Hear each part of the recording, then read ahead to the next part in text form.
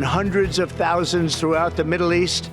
ক্ষমতায় ফেরার এক বছরের মধ্যেই নিজেকে শান্তির প্রেসিডেন্ট হিসেবে দাবি করেন ডোনাল্ড ট্রাম্প। কিন্তু বাস্তব চিত্র বলছে ভিন্ন কথা। আন্তর্জাতিক সংঘাত পর্যবেক্ষণ সংস্থার তথ্য অনুযায়ী 2025 সালের 20 জানুয়ারি দায়িত্ব নেওয়ার পর থেকে ট্রাম্প প্রশাসন সরাসরি বা মিত্রদের মাধ্যমে অন্তত 622 বার বোমা হামলা চালিয়েছে। এসব সামরিক অভিযানের বড় অংশই হয়েছে 6টি মুসলিম প্রধান দেশে। এতে প্রশ্ন উঠছে, কেন একের পর এক মুসলিম দেশগুলোই ট্রাম্পের টার্গেটে?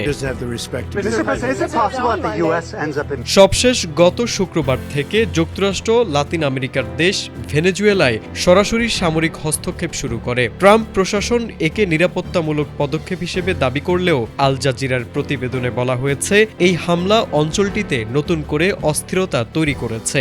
এর আগেই গত সেপ্টেম্বর থেকে ক্যারিবীয় সাগরে ভেনেজুয়েলাগামী নৌযানে হামলায় অন্তত 95 জন নিহত হন, যাকে ওয়াশিংটন মাদক বিরোধী অভিযান হিসেবে ব্যাখ্যা করে আসছে।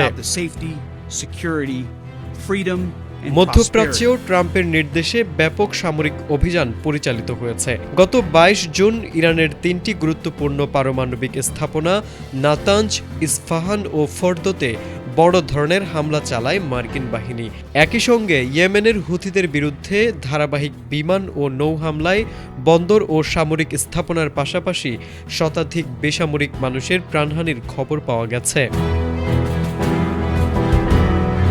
ইরাক ও সিরিয়ায় আরও কঠোর অবস্থান নিয়েছে ট্রাম্প প্রশাসন। গত ডিসেম্বরে সিরিয়ার 70টি অবস্থানে প্রতিশোধমূলক হামলা চালানো হয় এবং মার্চে ইরাকের আল আনবার প্রদেশে এক শীর্ষ নেতাকে লক্ষ্য করে বিমান হামলা চালানো হয়। এসব সামরিক তৎপরতাকে ট্রাম্প শান্তি রক্ষার জন্য শক্তি প্রদর্শন হিসেবে ব্যাখ্যা করলেও আন্তর্জাতিক মহলে তা নিয়ে তীব্র আলোচনা ও সমালোচনা চলছে।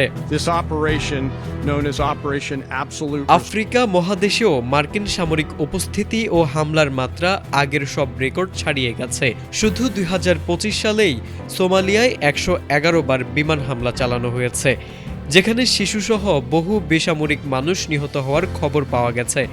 এছাড়া গত 25 ডিসেম্বর নাইজেরিয়ায় প্রথমবারের মতো সরাসরি হামলা চালায় যুক্তরাষ্ট্র। বিশ্লেষকরা বলছেন, এসব ঘটনা ট্রাম্পের বৈশ্বিক সামরিক নীতিতে মুসলিম প্রধান দেশগুলোর উপর বাড়তি চাপের দিকটি স্পষ্ট করে তুলছে। তারেক আজিজ, এটিএন বাংলা।